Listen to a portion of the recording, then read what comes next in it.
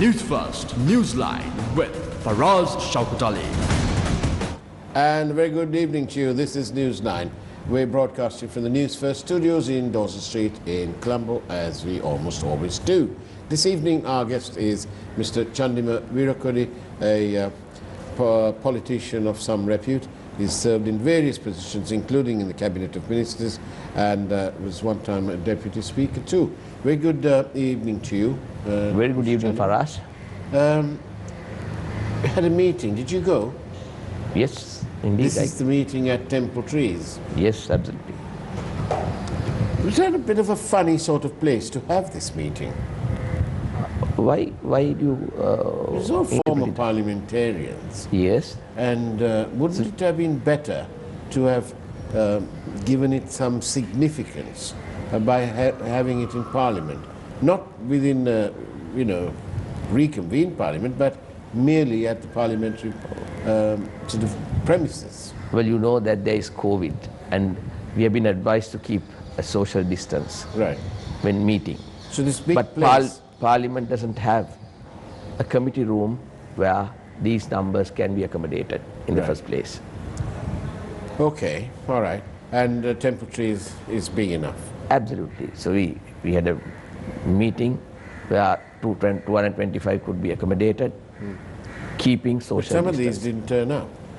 Well, UNP and JVP didn't turn up with their breakaway groups. Okay.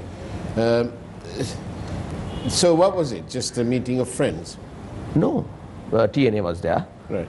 Various other members representing opposition parties. What did you discuss? Former members are there. Well, we are ex-members of parliament. Yeah. We have been representatives of the people, and we are candidates presently. Yeah. So we have issues in our areas. We have issues of our people. Yeah. We have our opinion in respect of certain things that are happening in this country.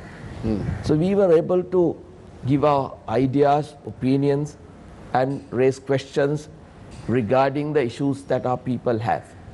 I mean, that was a very fruitful meeting.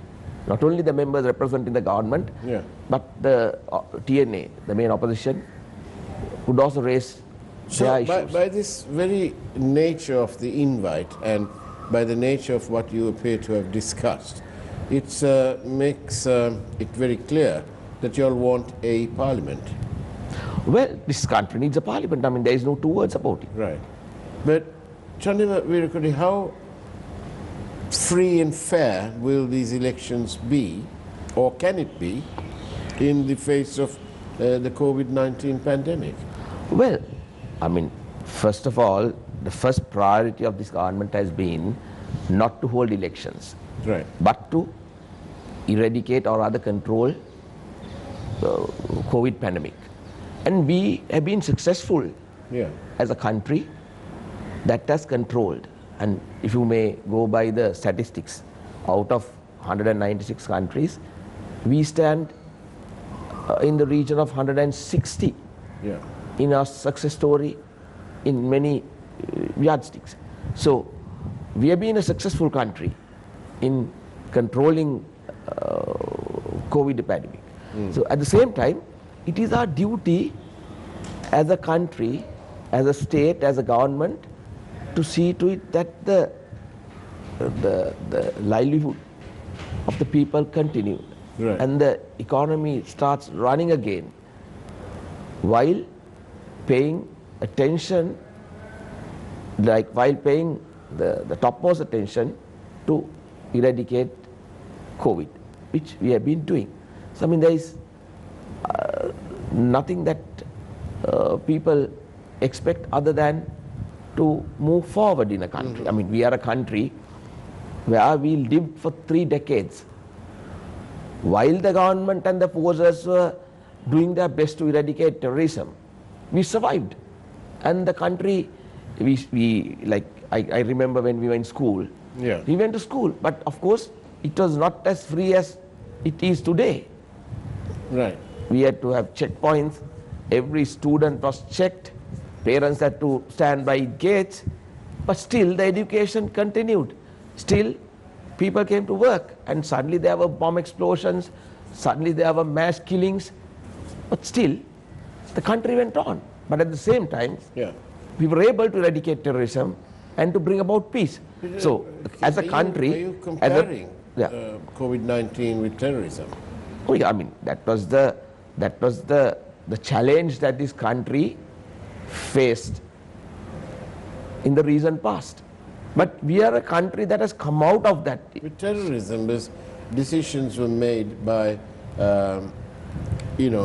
soldiers and airmen and naval people, by the forces. They made those decisions. Surely, when it comes to COVID-19, this is not a military option.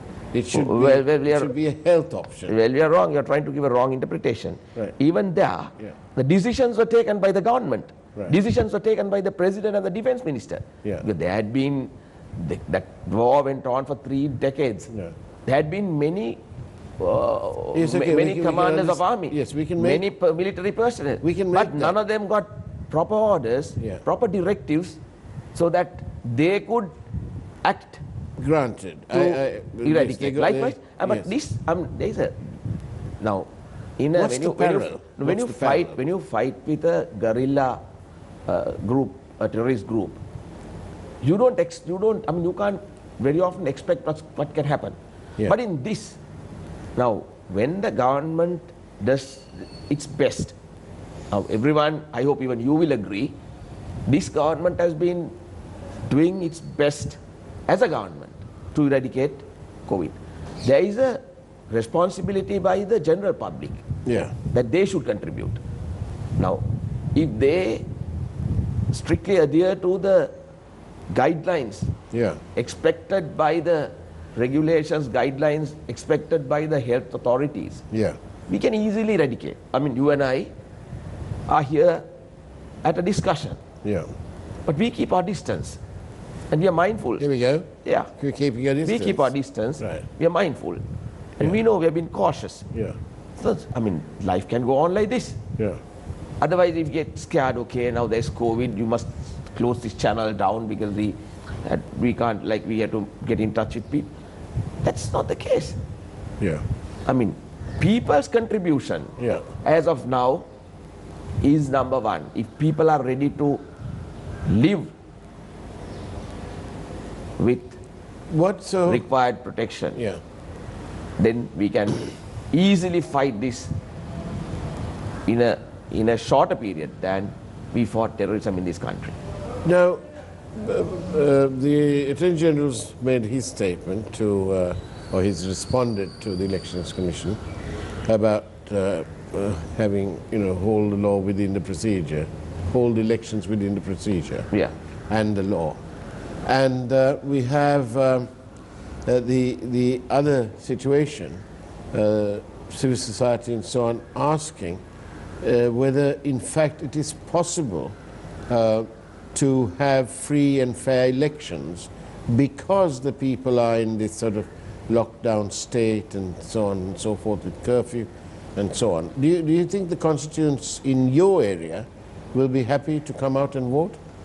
Well, it's like this. I mean, people as of now, what is in the people's mind is not to, keep election as the topmost priority, but to eradicate terrorism, to bring about a settlement to their issues in their livelihood, to get the economy running.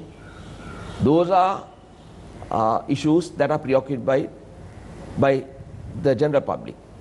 At the same time, as government, we should know. There is whether we like it or not, we are all governed by a constitution which is supreme, which is superior to all of us. We are governed by a constitution. What was the issue of the opposition before presidential election? They said that we are going in for a military government. That is what they repeatedly said. And if you may look at the UNPs and their members, statements, conduct, none of them were discussing or contributing towards eradication of COVID. Suddenly when they know that the people are accepting the way forward of the government, they don't even say that they will defeat or that they can defeat the government. What they say is, government now wants 2/3. They at this moment they are trying to get 2/3. That itself shows that the UNP is scared, the opposition is scared of how the people will respond in the event if there is an election. That's a bit of speculation there, isn't it? Yeah, it's speculated. It's not. We don't talk about elections because we are in government. Yeah. We are in control. Okay. We are whatever that the president and the government is doing as of now is accepted by the people. Did you all at this meeting, which is obviously called because you all have some genuine concern for what's happening in the country and its people, and you all are until very recently the elected representatives of those people. But in the meantime, whilst you were there, did you all not discuss this matter where, according to official statistics as released by the Central Bank of Sri Lanka, official statistics, we are looking at a possibility of 1,113,000 people, 1.1 million people going to be out of a job from various different sectors. Well, I raised it personally. Okay. Because, what is most important at the moment is to see that the enterprises continue to operate till such time they re-emerge. We are now a closed country, more or less. We are presently importing only oil and fertilizer. We are not importing other things, like other luxuries. Right. But at the same time, the bare essentials. Our exports Yeah. are also limited. Now, if you take the tourism industry, no arrivals. Hotels are not functioning. Like, if you take garment industry, Yeah. it is still the same. So, the foreign remittances are almost zero. We are living with our bare essentials, whatever that we find within the country. So I thought personally, we should see to it that the enterprise in this country should run, and that their salaries, government must take over the responsibility to pay their salaries. Even like, in a situation like this, Yeah. it is not. I propose to the government that we should even print money and pay, so that the so that the people in this country, so that the employers will be happy, so that the hotels, if you take the tourism industry, if you don't give them payment, they might diversify and go into other areas and find some employment, even as a farmer. Yeah. So then, when the industry wants to come back again into operation, people with experience will not be available, and the people will be frustrated. Indeed. So, but if you keep people occupied, paid, then they can find, like, for instance, find alternative. not alternative. The industry can find alternative ways of Let's explore this. earning. Let's explore this subject straight after this break. Don't go away. After all, this is Newsline. We'll be back in a few seconds.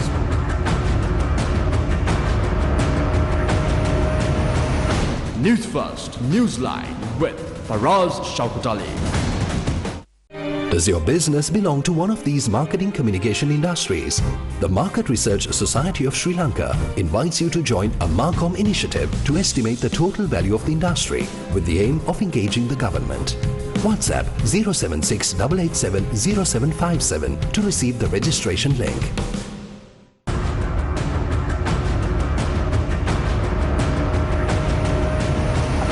Newsfirst, Newsline with Faraz Shauketaly. And welcome back to Newsline Live. We're in conversation with Mr. Chandima Virakodi. You said printing money. Yeah. Why? Is that to get the money around to the people? Yeah, we must see to it that the enterprise and the people survive and continue. At the same time, inflation will not go high, because people are now used to live with bare minimum. Right. They will not, even though they get money into their hands, They will not be extravagant. Right. And it will not have an impact on the dollar. So what you're because saying we is will not be able to, we will be only, as of now, importing oil and fertilizer. Yeah. Only bare essentials will be imported into the country. So that will not have an impact. At the same time, people will be happy and they can look at things with an open mind. Now, for instance, if you take the hotel industry, Yeah. tourism industry, the day now we are ranked as a winner in this game, in the game of eradicating terrorism. Yeah. So if we can now take, there are a lot of villas with Yeah. 4, 5, up to 10 rooms. Yeah. If we invite Yeah. tourists to come to those hotels, Yeah. invite them to the country, Yeah. do a test, and the family or the unit is straight sent into a particular villa where only that group will occupy. Right. You tell them, So you're okay, keeping their social distance as well. no, the family or the Yeah. group, like the ones who come here for Ayurvedic treatment, when they Yeah. come, their package is for 14 days or 21 days, they Yeah. stay in one place. So if we can offer them facility in that particular place, they will be there for 14 days or minimum 14 days. Right. And after 14 days only they can go to the other place. Right. So then we'll get a lot of foreign remittances and only those who can afford will come. So have Sri you- Lanka have you will be a put this- destination. So, I mean, Sri Lanka will be a destination for people with money to come and be in isolation with their family, loved ones, or as groups. Now, It's a new dimension of medical tourism. yeah, chartered flight can come with a group and they can occupy one single big hotel. So likewise, When are these things going to get implemented? no, we can think of those, and like in the if you take the garment industry, now there'll be reluctance or there is a drop in demand Yeah. of high-end designer clothing. Yeah. But instead, there is definitely going to be a requirement for private protection related clothes. Now, for Right. instance, when we in the rain, we wear a raincoat. Yeah. So if you can have a coat that Yeah. can cover you from infection. Right. I mean, like we are manufacturing as of now also bulletproof jackets. That is to protect you from bullets. If you manufacture a jacket that protects you Something from like germs. what the policemen, some policemen wear at the checkpoint. Yeah, so like- in yellow. Absolutely. So likewise, if we can get into manufacturing of those, there is going to be a huge demand. And Yes, RT, but all these things need to be done very quickly because Yeah. the people have And- no cash. Yeah. 66% of our population are unskilled workers. so that is why I'm suggesting that we must give a stimulus package. But this stimulus package that we've offered is 0.03% of our GDP. In most other countries, it's 10% of their GDP. No, that is, I mean, we must look at what we can do and how we can do Yes, it. but as a So at the same percentage- time, now we have already requested from the IMF, World Bank, and other donor agencies from whom we have obtained loans to defer payment. There has been a positive response from World Bank to offer 120 million US dollars as a first step, and the agreement has been entered into. That is the only foreign aid that we have been assured of as of now, though opposition says that the money has started coming into the country. Yes. But likewise, we must now, as a country, convince the donor agencies to allow us to defer loan installment payments Yeah. by about a year. Then the benefit that we will get out of that can be utilized to strengthen private sector. I mean, all these years IMF was of the view Yeah. that the government should strengthen the private sector, should strengthen investment. Yeah. This is the right time now. Now, whether we like it or not, as a country, we'll have to do that. So if we get assistance as they have preached us all these years, I think this is going to be a beginning of a new era for Sri Lanka. We have been a successor. Yeah. We have been a winner in the war against terrorism. Yeah. We have been a successor in the war against eradication of COVID. I hear but everything likewise, that you say. we can be a winner in re-emerging as a new economy if we can get the benefits and deliver it to protect our industry, protect our economy, protect our workers, and also. But will the people believe Mahinda Rajapaksa and his team? Absolutely. Because the people believe Mahinda Rajapaksa, Gotabaya Rajapaksa, and future government Yes, of no, theirs, only the opposition is dead scared of the word election. I mean, they were talking about democracy, strengthening democracy. How can democracy be strengthened in a country? By holding elections. Another thing is, I mean. Yes, but holding elections. And what is the alternative? What is the other option? You tell me. Why can't we wait? Look at the figures. On the 26th of March, it was 102. Okay, today it's 700 plus. Yeah, 700 plus, but it is under control. If you may look at the curves, curve went up. They said known clusters. No. So did they know about this cluster of people in the Navy? They didn't. No, Navy. It was an eruption. An eruption, of course. So, but there are some conduct of a few could have been the reason, but whatever it may be, I mean, you must appreciate the services rendered by the forces, the health service sector, and every public servant at the same time.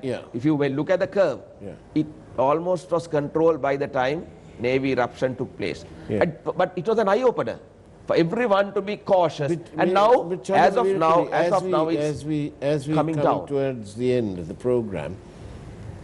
When we open up, let's say everything's open up again, and we're letting it for the people to decide, well, if you want to, these are the dangers, you need to maintain your social distance, you have to wear your mask, you have to wear your gloves, and so on. But is our medical care, our health care facilities ready for the greater numbers in case they come? No, it is. That's what I told you. Whatever should be done subject to the advice of the health authorities, and whether in case of reconvening parliament, whether we have a moral right to sit in that parliament. I mean, if you take both main parties, now the parties are fragmented into pieces. No, obviously there's no moral right in this current so now for me, for instance, we got elected to parliament under SLFP, UPFA. Now majority of us, almost every one of us, are SLPP.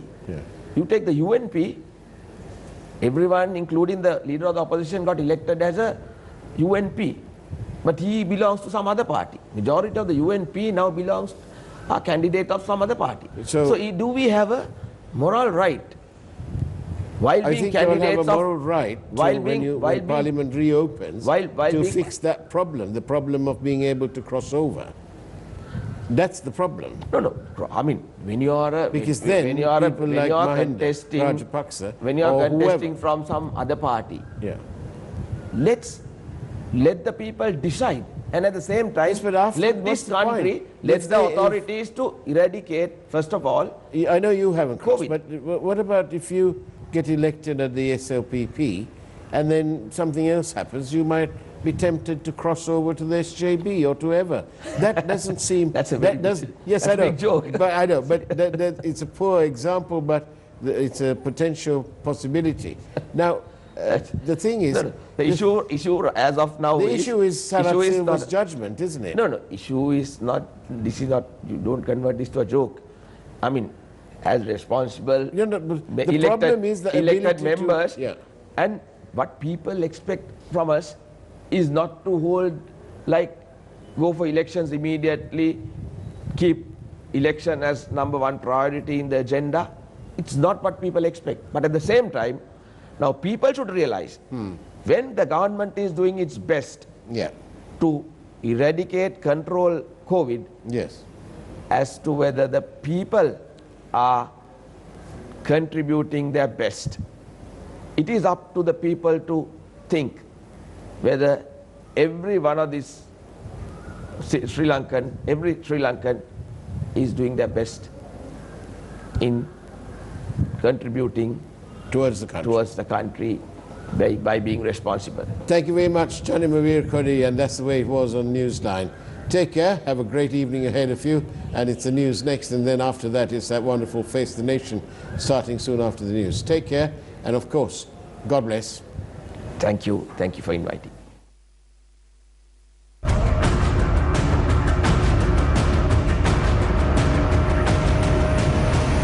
News First, Newsline with Faraz Shauketaly.